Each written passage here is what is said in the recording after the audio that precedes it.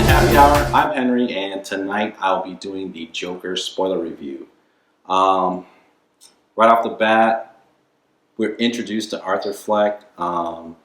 He's like your average Joe, maybe with some mental issues, but and he doesn't have the best of jobs. Which right off the bat, he's a sign twirler or whatever, and gets jumped by these kids and loses the sign, and he gets in trouble for it. Like, he gets beat up. That's like how messed up it is. His boss is like, yo, the guy that owns the shop that he was twirling the signs for is like, I want my sign back. And the boss is like, tells Arthur, if you don't give him that sign back, we're gonna take it out of your pay. And it's like, fuck, man. And so one of his coworkers is like, yo, dude, you need a gun. And that's the last person you need to give a gun, right? Someone that's creepy and freaks you out.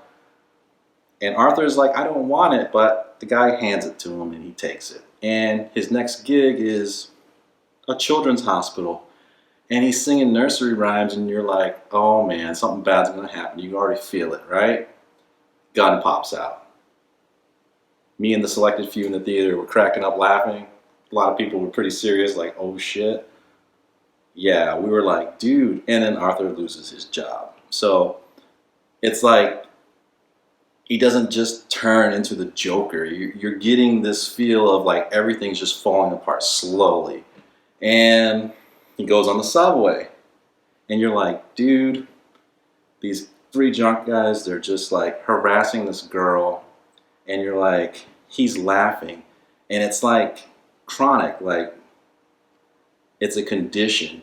And it looks like intense pain when he does laugh, or he tries not to laugh and it just hurts. You know, kind of like if you cough and you're just trying to like not cough and you just keep coughing. Well, his laugh is just like that. And it's like sick and twisted. So it's like these guys are like, dude. And the girl actually gets away. So Arthur does the right thing, but he not like intentionally. But these guys start picking on him and they start beating the crap out of him. And I'm sorry, but this is like part of the movie where it transitions like, do I feel sorry for this dude? Or you're like, oh yeah, shit's about to go down. I was like on that oh yeah side because I was not expecting the gunshot right away. First dude's head just gets blown off. You're like, dude, seriously? He kills the other guy. The third guy shoots in the leg, and they have this cat and mouse on the train. Like, am I going to get off or stay on the train? And the dude decides to get off and make a run for it, and Arthur just blasts him to oblivion. And it was self-defense. I mean, the last guy, he kind of just hunted down. But you get the gist of, like, everything is spiraling out of control. And, you know, he goes to, you know, his social worker, you know, because that's how he gets his medication. They cut the funding and, like, he doesn't have that. He doesn't have his job. And then he finds out shit about his mom. She's all delusional. She keeps writing to Thomas Wayne. You're like, dude, what's going on? And he reads one of these letters that she wants him to mail. And like, you're like, oh shit. Thomas Wayne's dad, Bruce's stepbrother, like half-brother? Like, no. This is like a sick twist, right, to the Batman story, right? I was all in, but we find out the mom was crazy. And she has a stroke or whatever, and Joker just finally, or Arthur finally loses it. And I think this is where he just becomes the Joker. He kills his mom in the hospital. And like, you're just like, fuck, dude. And some of the buddies, like from his old work, they show up. The guy that gave him the gun and this little guy. And dude, Arthur stabs the dude in the neck and the eye and just kills this dude, and you're like, dude. And the little guy is just like, no, no, no. Like, Arthur's like, I'm not going to kill you. You can go. And like the door is locked with the, you know, the hinge and everything. And the little guy can't reach it. And he's like, Arthur, you know, I can't unlock the door. And I'm thinking, yo, he's going to stab this dude to death, but no, he lets him go because he was the only one that ever treated him nice. And it's like, dude, it was like, my heart was racing for that dude. Like, oh, I felt so bad, but he had some compassion for, you know, that dude. So it wasn't totally out of his mind, but he is out of his mind. Get the drift? He's crazy. But like he does his stand-up gig earlier, and he chokes on stage because he just starts doing his laugh, and he can't stop laughing, so he can't do his, he can't talk, and it's just really bad. And he idolizes, this talk show host Franklin Murray, played by Robert De Niro, and they played a clip of him on TV, and he sees himself on TV, and they're making fun of him. And that's when he kills like the dude that sold him the gun, and he gets a call to be invited to the show. He goes to the show. Then we get this Frank Miller, The Dark Knight Returns, like tribute kind of. Like you had like Dr. Ruth on there. The Joker comes on stage. He wants to be introduced as Joker. He goes out. He makes out with Dr. Ruth. And I'm thinking, oh, he's going to kill her. But they don't go the comic route. It's just, a little reference. And him and Murray go into it. He tries to tell a joke, and he gets into the politics and all that shit, and blows him away. And we get this epic Joker moment.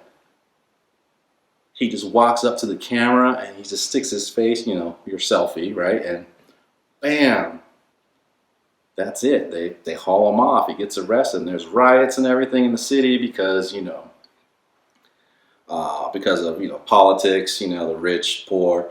And everyone's wearing Joker masks and shit throughout the movie and stuff. And we get that reference, the Waynes, they get out of their movie, they get blasted. And Joker, one of the rioters or whatever, they have an ambulance and they ram into a cop car and they get him out. And he's just like free. He does his little dance. And every time he does this dance in the movie, I was cracking up laughing.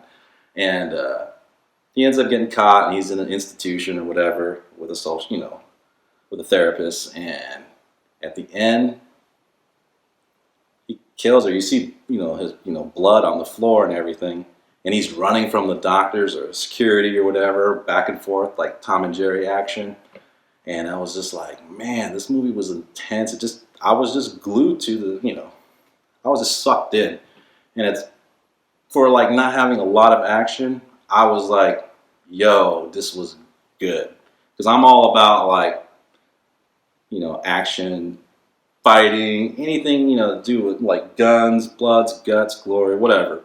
But this movie was like, I'd have to give it 5 out of 5 happy stars. Like seriously. If I was to rate it in the DC movies, I would rate it number 3 as my all-time favorite. I have Man of Steel, Batman v Superman. I know I get shit for that, but if you couldn't handle Batman v Superman and Man of Steel, you can't handle Joker. But Joker was like a different type of movie. It's not like action-packed, like superhero action. So, but I still have it at number 3. And then I put Shazam. I haven't even figured out number 5. But overall, Marvel, DC, it'd be in the top 10. That's how much I enjoyed this movie. I mean, it was good. They didn't do the Red Hood or anything. I'm kind of glad they didn't even go that route. They didn't even reference that route. And I liked how they teased. He could have been Thomas's Wayne, Bruce's, half-brother. But, overall, the acting was, Phoenix, man, he pulled it off. He looked scary with, with all that weight loss. I was just blown away by the performance. Normally, I don't care about performance. I'm just all about action, dude. Just show me the action. I could care less about story. If I want to read if I want a good story, I'll just read a story. But anyways, if you like my review, drop me a like, comment, share, subscribe if you haven't already, and join the Happy Nation. I'll talk to you guys later. Peace.